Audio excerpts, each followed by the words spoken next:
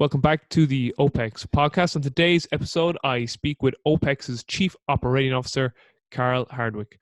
On this episode, Carl and I discuss everything program design. Guys, it's a great conversation with Carl. I know you're going to love it. Stay with us.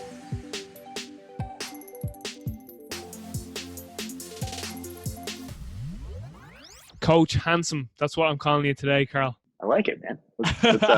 Let's make that a thing, Robbie. Let's make that a thing, man. Yeah, it's great. How are you doing? How are you keeping? Pretty good, man. How about yourself?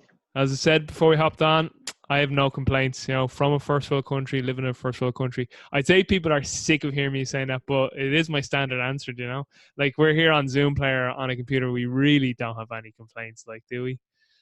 Yeah, it's terrible here, man. We've gotten 2 days of rain.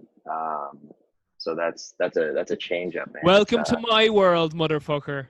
Yeah. It's monsoon season, right? So we're training in the gym in the morning, and just like we're like, why is the air so thick and why is my body perspirating? And I haven't done anything yet. It's just humid, man. It's really humid actually here in Ireland too at the moment. We usually don't get that much humidity, but the weather's actually been quite nice here. So you see all the grandparents shoving their grandkids out of the house going, get out. You don't see this too often. The sun, get out. So listen, I connected with you because I was actually going through, would you believe, I know you just mentioned me offline there, I was actually going through the Principles of Program Design course that we have out at OPEX, and I started going through some of the modules too on mixed modal. And, on mixed modal, you did some really lovely case studies. And then there was one of the last knowledge series that came out, and you were involved in that. It was about, designing some templates for Mekons for health and stuff like that. And it just stimulated my interest of getting you on and just talking about program design, because I love program design, and everyone knows that James fucking loves program design. And it seems that you're a kindred spirit. You're also in our club too, that you love program design. And I guess really the underlying thing is that it's just another form of creativity, and as humans, like, we crave creativity to a certain extent.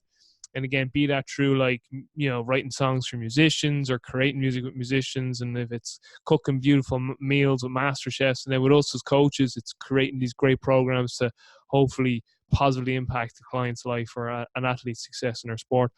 But I really want you to brain dump on program design. So let's talk about program design. And the first question I have for you is, what are some of the most common mistakes you're seeing in some of the program design prescriptions that you may see, either just from programs that come your way, from wherever they're coming from, or from maybe students going through CCP? So what are some of the most common program design, pitfalls that you're seeing? Yeah, so I think the answer to that is twofold, right? Like you said, in program design, there's tried and true principles, right? That we have to stand behind and that we have to stick to. But with those principles, we can be creative, right? So some of the biggest problems that I see with coaches relative to program design is they make it too complicated, right? So there's a big difference between creativity and just making it harder on yourself, right? So some classic examples that we see of that is we're in a 4-week block. We want to progress these things linearly, but we have a client that doesn't like to do the same movement every Monday, right? And it's like, we have to stay tried and true to our principles, right? Our principles tell us that to actually progress something, you have to do it over and over and over, and you have to change the stimulus, right? So does changing the stimulus mean that we're decreasing volume and increasing intensity? Does the stimulus mean that we're increasing volume and keeping intensity the same?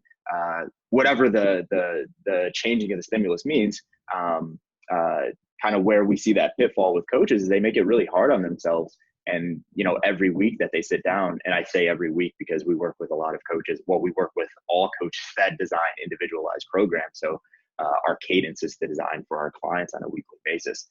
So we see coaches that sit down on, let's say they're programming for Sally on Monday. Every Monday, it's like recreating the wheel. And it's like, why are you doing that? You just came up with this great plan 3 weeks ago, and now you're off track. And this plan was supposed to go for 8 weeks.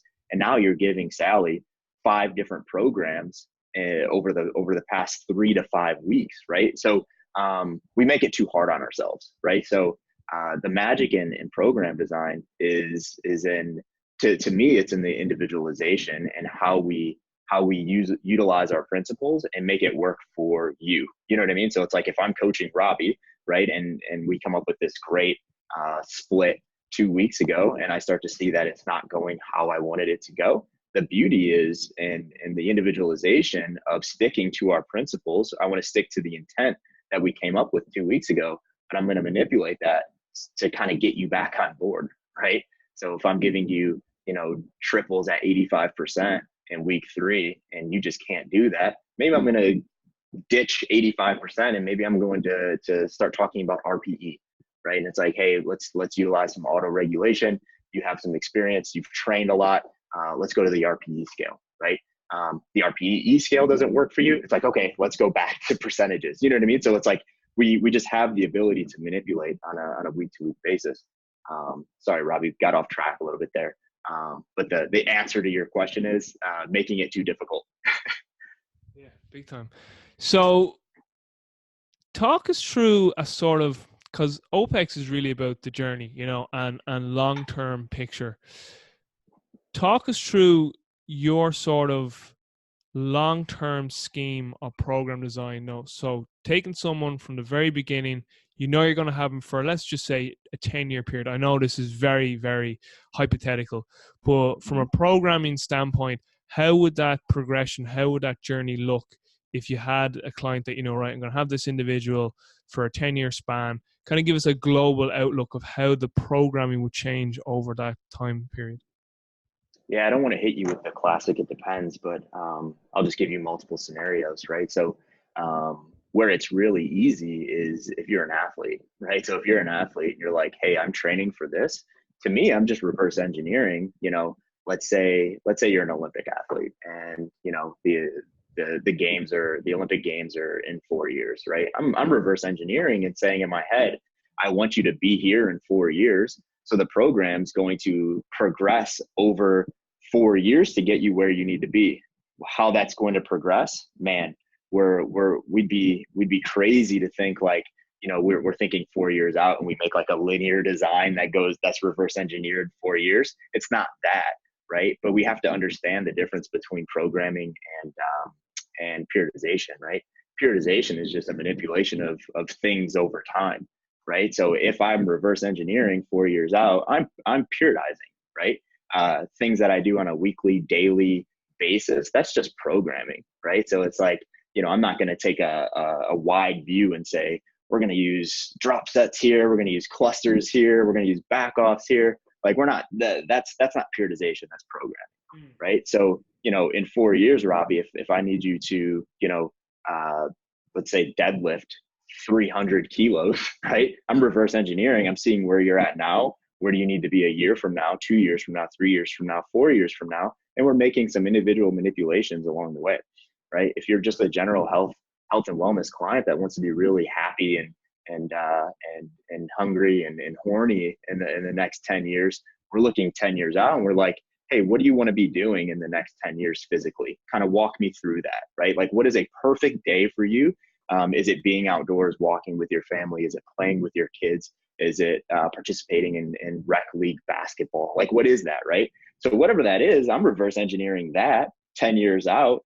And I'm saying, okay, this program has to allow Robbie to do this in 10 years, right?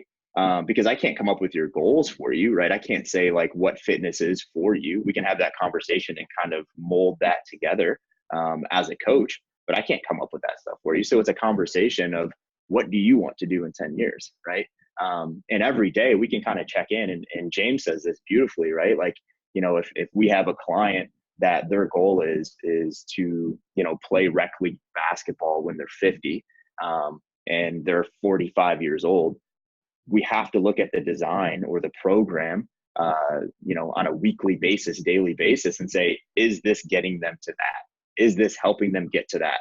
Because if we're doing snatches at 100 kilos 3 times a week, back squatting at 200 kilos 3 times a week, and blah, blah, blah, so on and so forth, it's like, oh, that's actually super disconnected for what they want to do in 10 years, right? So we have to have check-ins with ourselves as coaches and what we're doing, and not go down rabbit holes of doing what we want to do because we think it's going to be very intriguing or excitable for that client at that time. So that's a tough thing to do though, right? Because we do fall into the weeds a little bit where it's like, I have this thing on my mind, I want to use it with someone, right? And it's like, we have to make sure we're using those ideals with clients that need that at that time.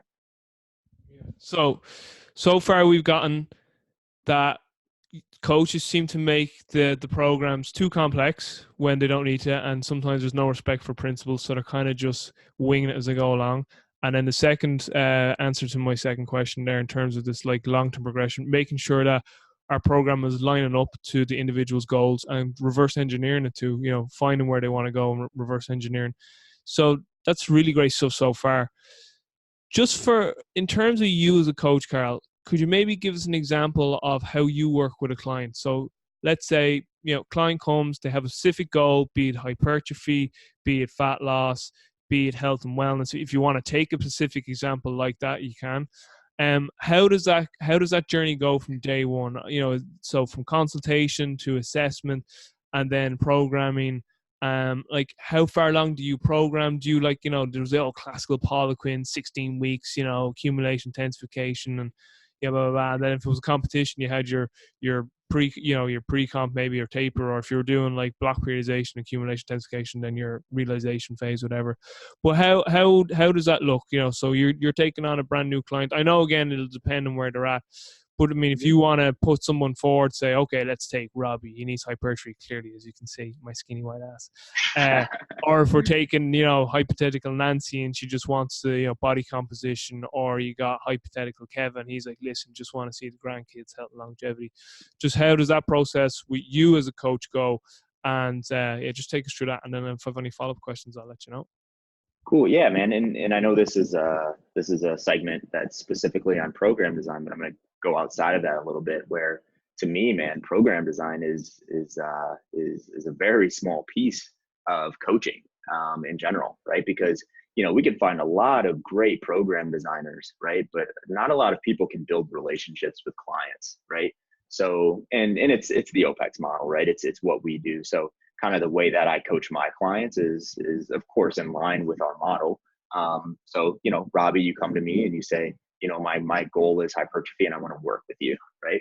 It's super simple for us. What we do is we do a 2-part assessment, right? So our first assessment is you and I sitting down for an hour, and we just talk about everything, right? We talk about who you are, what you do, what have you done in the past, why are these your goals? Well, what are your goals? Why are these your goals? And we're kind of sifting through that, because a lot of clients, they don't actually know their goals, right? So if you say, you may throw, and I know you know what you're talking about, but we may have a client that throws this term hypertrophy around, and they're like, yeah, I see it all the time. You know, people look good and they talk about, you know, getting bigger muscles and blah, blah, blah, so on and so forth. And it's like, I'm sitting across from a fairly well-conditioned, let's say 50-year-old. And I'm like, hey man, hate to break it to you, but at this point in your life, we're not going to elicit a ton of muscular hypertrophy where you're at in your life, right? Your testosterone's, you know, probably going into the shitter at your age, and that's normal, right? But let's talk about how we can combat that, right? So it's just having a really good conversation on, you know, what do you want to do and why do you want to do it, and digging a little bit deeper than what's on the surface, right? Because you know, this guy saying, you know, I want to build a ton of muscle could actually be something else, right? He's just looking for acceptance, right? And it's like, I know that's getting really deep, but it's like those conversations as a coaching client, like we have to sift through that and the whys behind it. Because if we spend 2 years trying to put muscle on this guy and we finally do it after 2 years, but he still doesn't have acceptance, and in this group that he's seeking acceptance from, it's like, we really didn't do anything. We just kind of, we shot at a target that we weren't actually trying to hit. So if it's that, then we're just talking about, you know, how can fitness, you know, get you to where you want to go truly, right? Because there's the tactical things, right, and the programming and the goals and what we need to do physically to get there. But then there's the other things, right? There's the conversations, there's the relationship building, there's the alignment, and there's people feeling truly happy in their lives, right? And you know, we obviously believe that fitness is a massive part of, or it can be a massive part of everyone's life, right? So the consultation is very important, right? So outside of the consultation, we do a movement screen. We see what you can do physically, what kind of exercise selection pieces we're actually going to utilize on you, so on and so forth. So we do that and we start the program, right? So, I'm designing programs on a week-to-week basis. We use True Coach. We communicate through True Coach. I'm commenting on workouts. I'm reviewing videos. We're having back and forth. Usually, let's say I program for, this particular client on a Wednesday. I'm going to sit down on Wednesday. I'm going to review their entire week. We're going to comment back and forth. And I'm going to make sure we're in full alignment. And then I'm going to build out their next week, right? So, building out someone's first week is a lot different than building out their third week if we have an 8-week block per se. The first week, that's when, we're building the plan and we're aligning the things. And then within that 8 weeks, it's a little more simple, right? It's like, it's checking in on, how are you progressing? How are you feeling? How much water are you drinking? What's your nutrition look like? Because for some of our clients, we're giving them super in-depth nutritional prescriptions right off the bat. Some of them we're just giving some really solid lifestyle and behavior prescriptions right off the bat because they're just not ready for the nutrition stuff yet. So we're just doing those weekly check-ins. And then I think you asked the question on like how long are blocks and stuff like that. Man, that truly does depend. I think where we fall into a weird spot and is, all of our literature that we read as S&C coaches, that's done on athletes, right? So it's like, we even the idea of periodization and accumulation and intensification and all of that, that's all of the evidence out there is relative to improving performance, but there's not a lot of evidence of how to get people healthier utilizing really good fitness protocols. So how long a block is for someone, man, it may just be ongoing and we're making shifts on 4, 6, 8, 12-week basis to make sure that they're progressing. So I put that in like air quotes because what is progressing for you versus me, it's going to be a little bit different, right? And it's going to be aligned with our goals. So if it's truly health and vitality, man, it doesn't always have to hit that, decreased volume and increased intensity over time because that just doesn't, quite frankly, that doesn't really matter to someone that just needs to be healthy and build some really good motor patterns and not have pain in their knees when they sit on the toilet, stuff like that, right? So those splits may be 4 weeks, they may be 8 weeks, they may be 12. I like to vary it up a little bit more than other coaches. I like the 4 to 6 week splits, especially in general population clients, because we need them to enjoy fitness, right? And a lot of people just they're not going to enjoy the monotony of rear foot elevated split squats every Monday and dumbbell bench press every Wednesday, right? So I kind of fall into the camp of I'm on patterns over exercise selection as long as those patterns are appropriate for that client. So I use that with a lot of my clients and I vary it up and I switch it up every 4 to 6 weeks and we're just continually progressing to this thing. But what makes it easy for us is we do monthly consultations with our clients, right? So, Robbie wants to get bigger arms, right? Where we have this awesome program designed for him. And we're not necessarily going the volume to intensity route because, the intensity isn't going to necessarily give you those bigger arms, right? So we're having a monthly conversation on what's the plan now, what's the plan next block, and why it's the plan, right? So I really like to connect my clients to their training program. Some clients don't really give a shit. They're like, just tell me what to do and I'm going to do it. But even for those clients, I like them to know what they're doing and why they're doing it. And I'm not getting, super geeky with like coach talk and stuff like that. I'm just like, hey, we're doing, this pattern of movement this day because of this reason. And this is how it's going to look in 3 weeks. Be ready for that, right? And now they have something to look forward to. They know what's coming, and nothing surprises them, right? Did that kind of answer your question? Sorry, I kind of rambled on. No, absolutely. Yeah, kind of give a broad picture, and I just kind of got to narrow in the focus in a little bit now. Question I have for you here is, now again, like, is this really program design, or is this question more about the organization of the training process, or is this periodization? Because, someone could say, well, that's not really program design, is just the actual session, that's the structured session. And other people like anything outside of that, in terms of anything that's more sort of macro, you're talking about periodization, you know what I mean? So again, like we have our macro cycles, within that mesocycles, within that macro cycles, or micro cycles. So you have macro, and then within that is meso, and then within that is micro, and then within that then is the actual program structure. But a question I do want to put to you here is, deloads. Okay, it's just something now because RPE and some people use velocity based training, and so they're using either subjective or objective measures to kind of monitor like daily readiness and fatigue. Some people have moved away from actually like saying, right, every fourth week deload or every fifth week deload, because they're like, what if like on week 2 like your RPE is high? So it's kind of like, right, today like it's more of a daily we're going to deload. But then what if a week 4 you feel like a champ? You're like, I don't need to deload. So do you still program in, like, deloads every 3rd to 6th week, depending on the length of your block and who it's with? Like, do you still like to do that? Because I know some coaches say, listen, I do it more so for a psychological break sometimes for people. Now, again, I suppose if you're asking if clients need a psychological break, maybe you're like, your programming could be a bit off because you obviously want people to enjoy it. But again, maybe if we're talking more of an athletic person, where they're putting in a grindstone. But give me your thoughts on actually prescribed deload weeks. Do you still like to prescribe a deload week or a period of training, a training period where like, listen, we're just taking things a bit easy now? Or what are your thoughts on, people are kind of going more towards, no, we're just going like with the variation on day to day, and we have a plan, but we have these contingencies built in. Yeah, so I'm fairly loose with when those are, right. So when I build, and let's just talk about someone that wants to increase performance.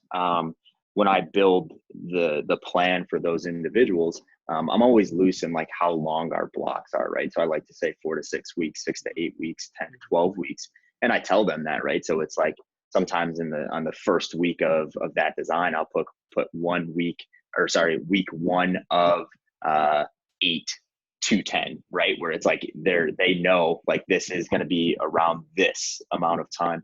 And I don't like to use the word deload. So all of my clients, when they see it, they always see transition, right? So I call it transition because I just don't like the connotation of deload. I'm doing less work. I'm not getting better. I just don't like that word. And that may be a personal thing, because when I was trying to get better and I was in that performance world, I didn't like deload, right? But if you told me, hey, we're doing a transition week, I'm like, okay, I'm getting ready to crush it next week, right? Or I'm getting ready to do some testing next week, or whatever the case may be. So I use transition. I still stick to, the principles of the deload, right? Where it's like, I'm keeping intensity fairly high. I'm decreasing volume, let's say 10, 15, 20% sometimes. Don't go as far as the 50% like some coaches do. I just don't think that's necessary unless you're working with a client that has 1,000-pound back squat. So obviously it's all relative to the client and their overall strength. But yeah, man, I like to use transitions. And there's two scenarios in which I would use a transition, maybe 3. Scenario 1 is if shit's just going awry, right? It's like, let's say you were in week 4 of 8 and this surprise vacation came up, right? It's like, okay, we're going to hit a transition. So during vacation, we're going to still stick to your split ish. If we're training 4 days a week, maybe we'll drop that down to 3. We'll bench press on squat day or whatever that is. And I'm going to drop your volume by 10%, right? So this is just a transition week. And then we're going to pick it right back up when you get back home, right? So that's scenario 1. Scenario 2 is if we're actually ending a macro cycle and we're going into another one, right? So, the idea of going from high volume to high intensity, that doesn't just happen, right? So it's like we're not hitting 10s, 8s, 6s, and then we're right away the next week hitting 3 2s and 1s, just because physiologically we don't work like that, right? It's like we can't go from 80% to 92% one week over the other one. So a transition, or we'll call it a deload, a transition week is kind of just bridging that gap, right? Where it's like we're cutting the volume, we're keeping intensity high. What does that do? It gets them ready for that higher intensity week that's coming the week after. And then scenario 3 would be if we just have, let's say we have a 12-week cycle laid out, right? And right in the middle, we just want to put a transition in there. But in our heads, we know that this cycle is 12 weeks, but we want to have a little bit of a break in the middle. But we're going to continue to progress from weeks 1 to 12 over this 12-week period. But we just need a break on the inside to let the joints rest, to neurologically to let the athlete rest. And we make it really clear, like, hey, this transition week is the way that you felt on that RPE of 9 last week. After this transition week, we want that to feel like an 8.5 with the same load and the same volume, right? So I don't know. Did I answer your question? Absolutely, it did. No, it's a great Okay. answer. And regards And then, to, sorry, Robbie. oh yeah, Robbie, go ahead. I do want to add the general health client in there too in that Oh yeah, conversation. absolutely. Fire ahead. Yeah. So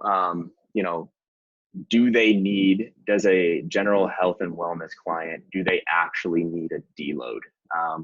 And obviously I would argue some do, some don't, right? Depends.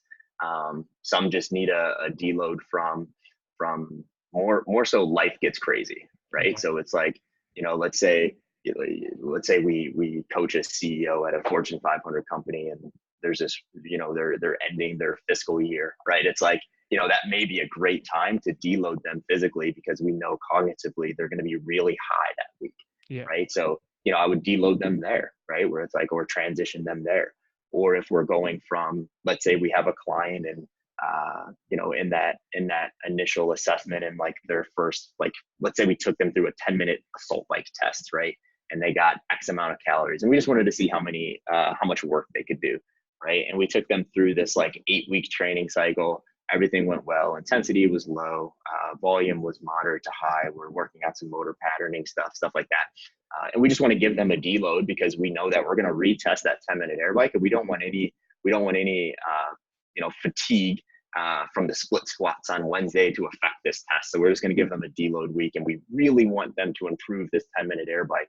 And it may be various reasons, not that are not connected to performance, right? It's like we want their performance to increase, to give them a little bit of a confidence boost, right? We want them to feel really good about themselves. We want them to understand all the work that they've put in over the past few weeks is actually turning into something. So I would give them, a lower volume week. Let's call that transition. Let's call that deload, whatever it is. But I would give them less work that week. And then next week on Monday, it's like, hey, let's come in and let's hit this 10-minute air bike test.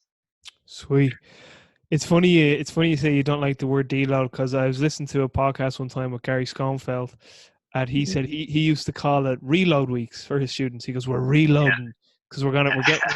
And I actually like that as well. Yeah, so I completely get where you're coming from.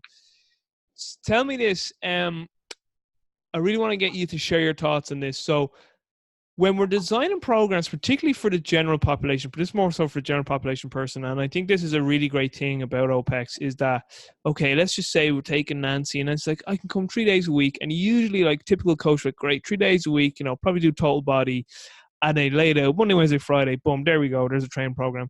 But they don't really go, Nancy, what do you do on Tuesday, Thursday, Saturday, and Sunday? So, like, what I'm trying to get at here is that we really need to be more holistic in that, okay, just because they're not with us physically, in the gym on these other days, it doesn't mean that shouldn't be part of your program design. And again, if you want to say, listen, that's more now, we're getting periodization or the total more training process, whatever, but we'll just say program design just for convenience sake. Tell me from your perspective as a coach, when you're laying out that week, are you always looking at, like, what can we put in there, or what can we advise on those days, those quote unquote, if you want to say off days, like, you still wanting to get out and be active and walk, have their water, have their sleep, so that, when they do come in for that more, if you want to say, stress on that high day, say, coming from Monday to Wednesday, that they're in a good position. So just tell me, like, are you, how are you going about programming those quote unquote off days, if you want to say, even though they're not off days? Yes. Yeah. So I think we just have to know our clients, right? So we have to know, we have to have a relationship with our clients, right? So if I'm coaching you and I know that, as a hobby, you like to do BJJ, right? And it's like, I know that you're doing BJJ every Tuesday and Thursday, right? Like, that's not going to just... Sorry to cross you, but that's a great example. That's a great example, because you do get clients, like, they're like mad into martial arts or boxing, and like, that's what I mean. Coaches don't take that load into the program. Sorry to cross. It's a great example though. Yeah. No worries. So, for me knowing that, right, and I know this client's doing BJJ Tuesday and Thursday, and we have a conversation on, like, what does that look like? What does sparring look like? Are you rolling? Because, man, that could be a high day, right? So it's like, maybe Monday and Wednesday are actually low days in the gym, and BJJ, those are their high, neurological or physiological days where they're actually getting it in. So we need training to support their hobby and why they're doing fitness, right? So we can't always look at fitness as like, this grandiose thing where it's like, nope, the days that you're in the gym, those are your high days. It's like we have to look at what these people are doing in life, right? Because if someone comes to us, Robbie, and they're like, man, I want you to coach me because I want to be better conditioned for BJJ. It's like in our heads, if I heard that from a client, I would say BJJ is more important than fitness for this person, and I need to make them better at that. And even in the strength and conditioning world, and working with football players, baseball players, basketball players, and stuff like that, it's like that's the same shit, right? It's like I'm not trying to make you better at fitness for the sake of being better at fitness. I need to make you better conditioned so you can perform better at your sport. So that's one side of it. The other side is someone that doesn't do anything on Tuesday and Thursday, right? So what I'm designing for those people are 30 to 60-minute walks, depending on where they're at. Like I have a client that I've had for 6 years now. He's in Hawaii, and we do a Hawaii active recovery day every single Sunday, and that's programmed, right? And I ask him to send me pictures of the sights he's seeing and stuff like that. And it's a really cool thing that we've been doing over the years, where I've been seeing all these grandiose waterfalls and shit like that, and I just get jealous every Sunday when that picture comes through. So we can definitely design things outside of the gym that don't really look like exercise to people, right? It's like, hey, go get a walk in with your dog, right? Go, after work, with your husband, have dinner and go for a walk around the block or something like that, right? So it's definitely just knowing your client and what they do in life and their hobbies and what they need and what they don't need, because that, like going back to that BJJ person, I'm not programming anything for Tuesday, Thursday. It's like, hey, have at it, BJJ. Let me know if I need to make any adjustments in the training program. Great stuff. Tell me your thoughts on this sort of dichotomy of, like, again, it depends on the client too. I'm actually of the sort of personality makeup that I actually like sort of certainty and consistency. So I'm actually a very vanilla guy when it comes to programming. Like I could trap our deadlift every week, like ours. Well, actually, I'd not to actually trap her that often. I'm more of a conventional, but I could conventionally deadlift every week and I wouldn't get bored as long as we're changing sets and reps and other variables. You know what I mean? But tell me your thoughts on, and you kind of did touch on this earlier. You kind of said, you're a guy that likes to hit more sort of a movement pattern than say like a certain exercise. But how do you sort of manage this concept of wanting to master a type of exercise but yet keeping the client engaged enough, so like they still need to like master the movement of like a squat or a deadlift variation or a split squat or even just a push-up? Are you just going to manipulate more so other variables like sets, reps, tempo, rest intervals, while they're still working on mastering that actual movement?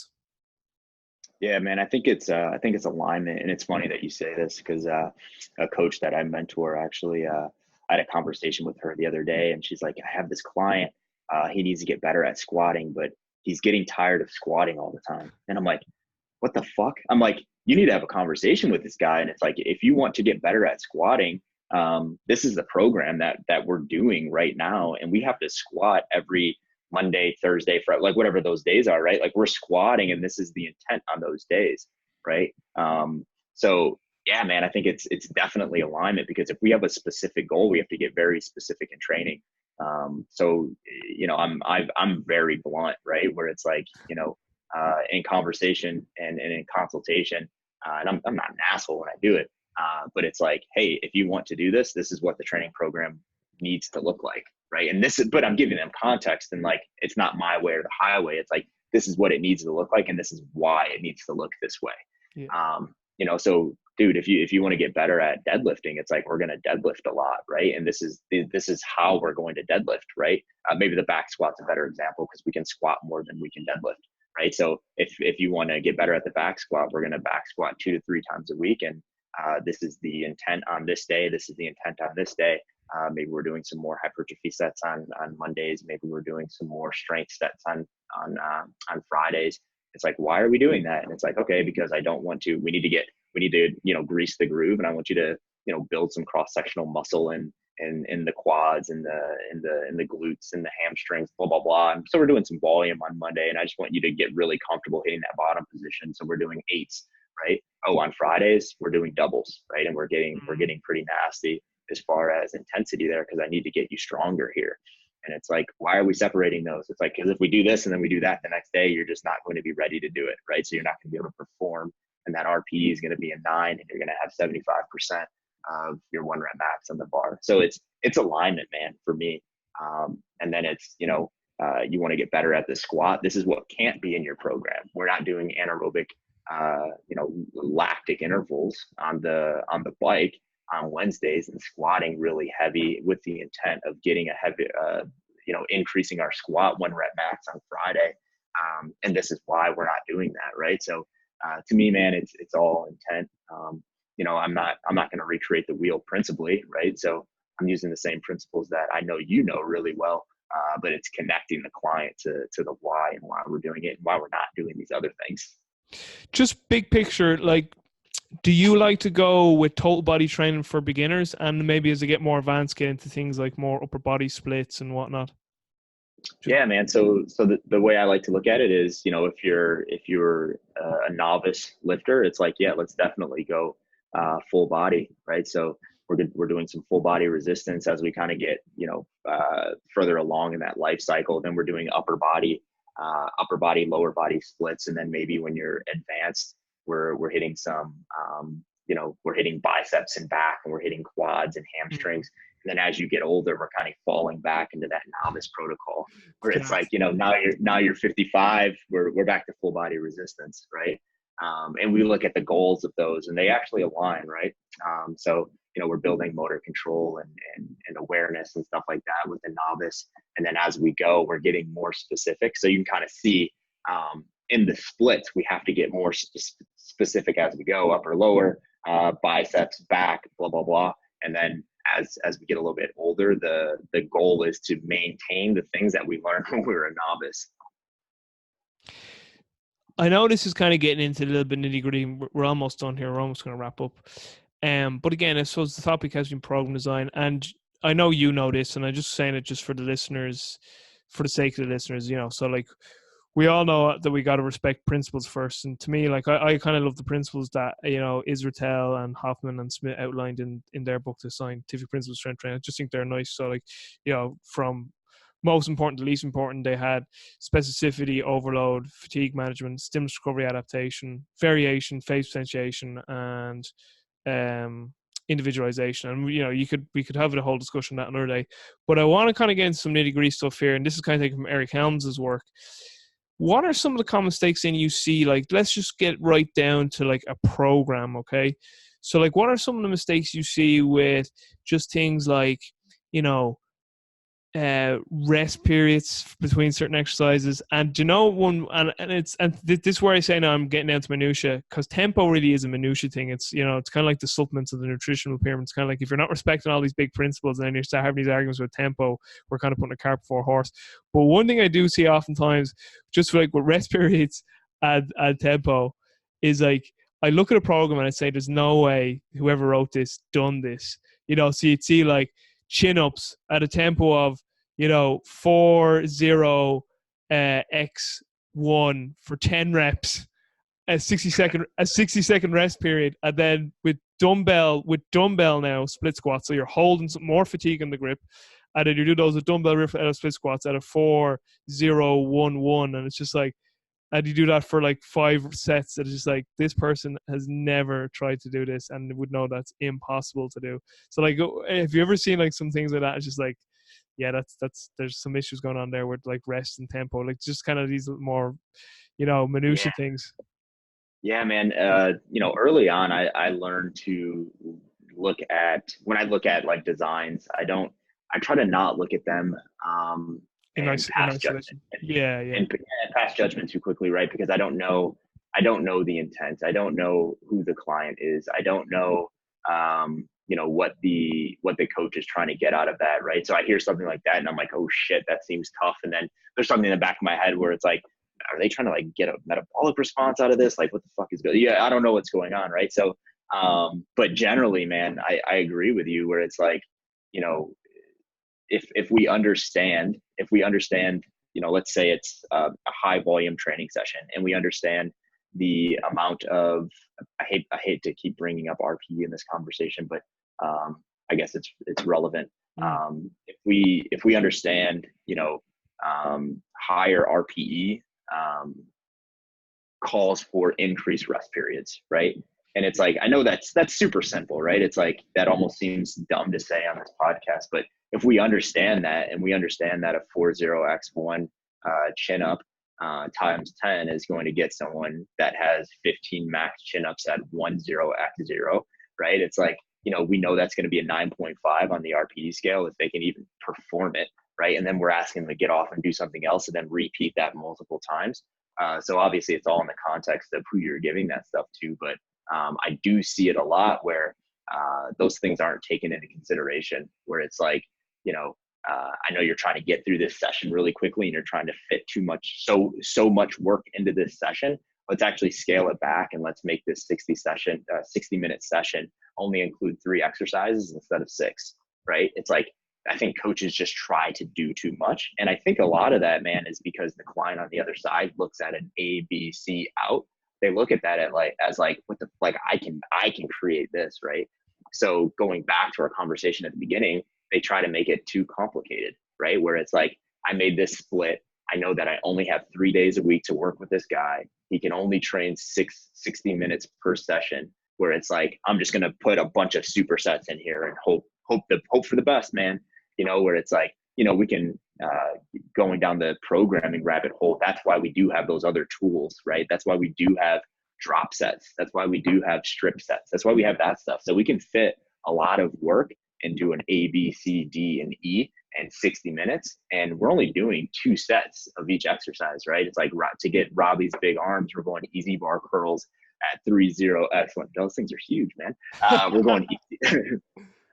We're going easy bar curls at 30x1, right? We're taking away 20% of the load, and then we're just going AMRAP at 20x1. Then we're resting 3 minutes, and then we're hitting some back, right? And then we're doing the same. Then we're resting, blah, blah, blah, all the way down the line, where it's like, oh shit, I just got in a lot of high quality work in that same 60 minutes, where I tried to fit that A1, A2, B1, B2, C1, you know what I mean? So it's like all of those tools that we have in our toolbox, the stuff that I would call like the minutia of program design. That's why those things are there, right? They're there for the right person in the right situation.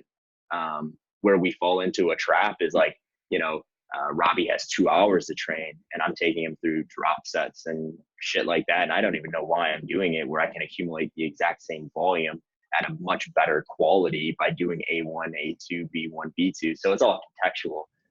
And it just depends on who that client is and what they need at that particular time. Yeah, and just I 100% agree to that. When you are presented with just like a program and it's literally just one program and it's just a snapshot of an overall plan, you can't pass any judgment because you need way more context. So just so we're very clear on that. But I just did want to bring that up because I have often read programs where I see these wacky ass tempos with these short reps, and I'm like, no living human being. I don't even think Fraser could fucking whack this one out. You know what I mean? So it's dude. I've written some shit in the past where I look at like, I go a couple of years into my true coach at a particular client. I'm like, what the fuck was I thinking? And I look at like context. I was like, okay, yeah, I'm in line. Sometimes I'm like, dude, I was just wrong, but other times I kind of make up for it with context, and maybe I'm just making excuses for myself. I'm like, oh, that's why I gave them that. But it's like, fuck, they got better. Why did they get better? Yeah, because the human body's very resilient. That's why it's so funny too when you just put down ABC, like, and people are like, "Is that it?" And it's kind of like I've even gone simpler. I'm like, okay, do you know what you're gonna do? You go in there. I've actually just done this myself, but like, just go into the gym and just squat on the minute for every 2 minutes for 1 hour. And it's just like, I like, but like, if you think, and again, like, this is what I love about James, because he was the first person to phrase this. He goes, all we're doing is work, right? Physics, force times distance. And it's just like, how many different ways can we do work? And like, so when I explain this to like, just like some of my mates, I'm like, guys, all we're doing here is work. Like, and then I show them the maths to say, look how much weight I moved in 1 hour just with all this squatting from there to there. And like, it's like, I moved 20,000 ton in like whatever it was in an hour, just from like so the damage you cause to your system, you know what I mean? And it's just like a squat under 2 minutes every 2 minutes for 1 hour. Like, that's a lot of work you just done right there. There's dude, it's funny, man, because it's funny because the literature tells us that volume doesn't give a shit if you're doing 3 sets of 12 or you're doing 12 sets of 3, right? It's like Is it better to do the same amount of volume with more tonnage in a session, right? It's like Yeah. the literature actually tells us that may be better for us, right? And I know Paul Oakland made that really popular in the what do you call it, the advanced German volume training, where he went he 10-6. ditched he ditched the 10 by 10 and he went 6 reps by 10 all the way down to 3 Yeah. with some more advanced lifters to accumulate some really good volume. So yeah, man, just interesting stuff. And it all, yeah, I like that, man. It's just work, right? So there's a lot of ways to do work, man. There's a lot of ways to do work. Just don't do it with A1, A2, 40X1, chin-ups 510 with split squats at the same tempo, holding dumbbells. Well, no, dude, go and try it and then report back to me and Carol, and you'll be like, yeah, you guys were right. That was impossible. But no, there's a guy called Sarah. This is what I was trying to say to you there, and no problem that you couldn't, because I do it all the time. So I need to get a bit of my own medicine. Yeah, people listen to this going, fucking too right. But there's this guy called Steve Justa, a lunatic. He has this book, Rock Iron Steel, I believe it's called. I have it on my Kindle. But like, he would do things where he'd deadlift for like 7 hours. Yeah. But like, not like, he'd just pick it up and then he'd sit. And there's stories too of Paul Anderson, the great American strongman. He won a medal in Olympic weightlifting too in the 50s. And like, apparently he used to have his house set up where he did like a golf course on it. And he'd whack, he like around his whatever land around his home. And apparently, he'd whack a golf ball and he'd walk out and he'd have like these 2 barrels set up and he'd squat them. And then he'd put, and then he'd go to the next hole. And the next hole, he had like stuff to press overhead. It was just like, by the end of the day, the man had done thousands of squats and presses. You know what I mean? Again, just work throughout the day. You know what I mean? So it's a really funny way of looking at it. Come here, it's almost like that. It's almost like that. It's almost like I don't know if you're familiar with Paul Oakland's wacky calf routine he came out with years and years ago. I read an article where he put some like intern through it, and he said the intern was crippled then for days. Oh, dude, it was like I believe it was 3 hours. The session was about 3 hours of just calves. And I'm not gonna lie, man. When I was deployed in Afghanistan, I actually did that. I did it like 2 or 3 times. I don't even fucking know why, man. I read his article. I'm like, down day today. I'm just gonna go in and hit calves for 3 hours. What else am I gonna do? Watch fucking movies on my laptop. So did that a few times, man, and my calves actually grew a little bit, man. How boring was it though? Dude, fuck, I don't know. I was a sicko back then, man. I could do anything for any amount of time and like be okay with it. Yeah, man. I did it and it worked, right? But it's like obviously it worked if you go in and you do fucking 3 hours of biceps 3 times a week. If your biceps don't grow, you gotta go get checked out. I'm just thinking in my head too, though. But like the fact like that your ankle doesn't have like this huge excursion of range of motion, I wonder actually how much mechanical work actually does happen. You know what I mean? Even though it's so many, but that's why it's so hard to make your calves grow too, because you're weight bearing them on them all the time as well. But another thing too with Poliquin is like, you ever step into one of those Poliquin type facilities?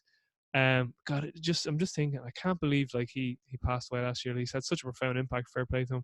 But you ever walk into like his facilities? Like he had like a course, like calf training is so much easier there because he had the seated one and he had the stand at one, and then he even had the tibialis anterior one. So like that's why I was saying to you, you're off in Afghanistan though, and all you probably had was like, I don't know, some shitty bench. So I mean, could you even do seated ones? Like that's what I was saying, it must have been boring as hell. Dude, I got really creative, man. We had a wooden floor. We were on a combat outpost and on the border of Pakistan, and dude, I just got really creative. I made it work for 3 hours. I think I did that session probably 3 or 4 times or something like that. That's unbelievable. But yeah, man, I remember walking into Poliquin spot in Rhode Island for the first time years and years ago. Setup. And I saw that. And I'm like, in my head, I'm just like, fuck, I don't have this. I need this. I need that. Man, I was I drank the Kool-Aid early with all the Atlantis and the Lico gear.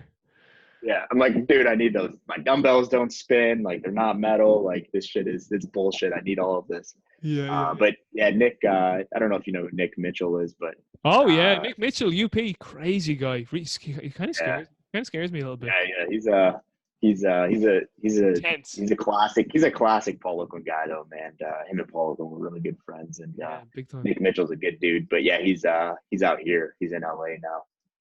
Listen, I'd love to. I know we're on time here, so we'll get you on another time. I'd love you to, because I'm actually very, I wouldn't say fascinated, but I do have a lot of interest in RPE because I'm good friends with Mike Tushir, and obviously Tushir was the guy who really populated or popularized RPE in terms of like strength training.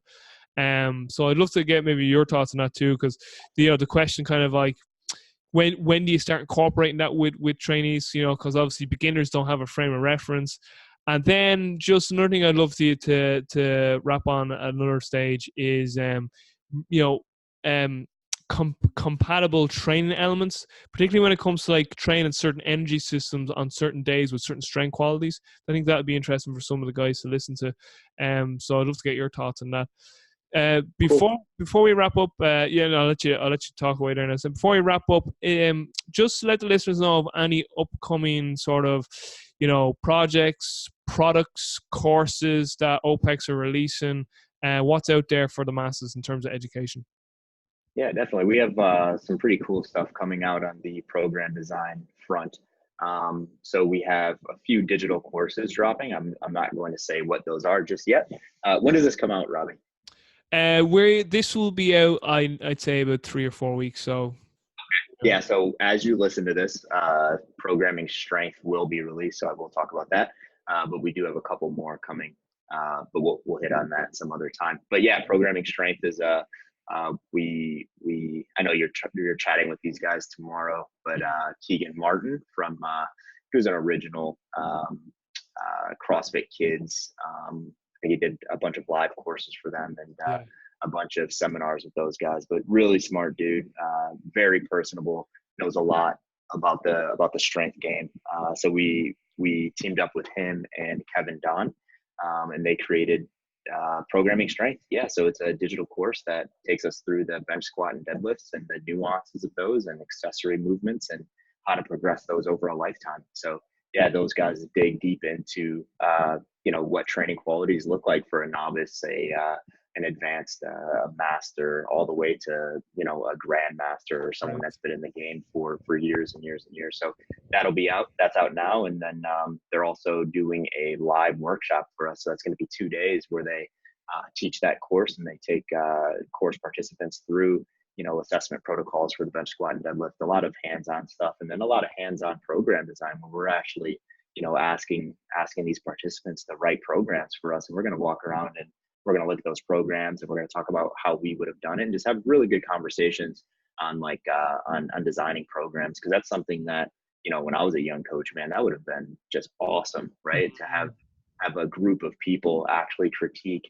in a good way, critique my design and tell me where I can improve and what they see, because I spent years and years and years kind of programming in a box without any feedback outside of the feedback I was getting from my clients. So yeah, that's what's coming. Big time. Love it. Absolutely love it. So just before you wrap up, is there anything else you want to address before we wrap up, or? No. Did you want me to hit that RPE piece? If you've got time, I have like 4 minutes. Yeah. Yeah. I mean, really quickly on RPE. I mean, it's science, right? Like it's been studied over and over and over. And who do we give it to, right? It depends, right? Like we have to make sure our clients understand what that scale actually means, and it's not going to be good for some clients because they're basically judging their exercise on a daily basis, or they're judging their performance on a daily basis, where it's like, oh man, my RPE was 9 and this was 70% of my 1 rep max, like I'm a failure. So if we have a client that's going to think like that, we probably don't want to give them that, right? So we would give RPE to or I would give RPE to a more masculine client where they're just like really cut and dry. And by masculine, I don't mean male or female, but just that personality type where they're black and white. And they're just like, this is what it was, this is what it wasn't. But yeah, I mean, when RPE was first created, right, it was actually aligned off of the heart rate, right? So that's why it was an RPE of 6 to 20. Mr. Borg. Yeah. So I remember first seeing that years and years ago. I'm like, why the fuck? What 6 to 20? And then kind of got some context. I'm like, okay, yeah, that makes sense. So yeah, it's good for some clients, and it's terrible for others. What I like about it is it allows some auto regulation in the design. If we're talking about personalized fitness and personalized design, we can't give percentage based work, every training session, and we can't. Exactly. Sometimes we can't use words like build tough for add a moderate load or add an easy load, because some clients don't understand what that is or what that means. Because I've used that before, and someone has a 400-pound back squat, and I gave them let's say it's 5 sets of 5, and they started at 135 pounds. I'm like, what was that? You know what I mean? So that's where that could be beneficial. Yeah, big time. Absolutely. Carl, absolute pleasure as always, my man. And well, actually, this was our first solo. I know I've had you on before with Jim, but really appreciate you making the time, and definitely we'll wrap on more topics in the future. So for anyone that wants to reach out specifically to you, where would be the best place to get you? Email is carl@opexfit.com. IG game isn't very strong, but I'm trying to improve that. That's at Hardwick Carl. Or just reach out to us at opexfit.com, or find us on IG at OPEX Fitness. All right. And as always, that'll be in the show notes. So for everyone listening, take care. Peace. See ya.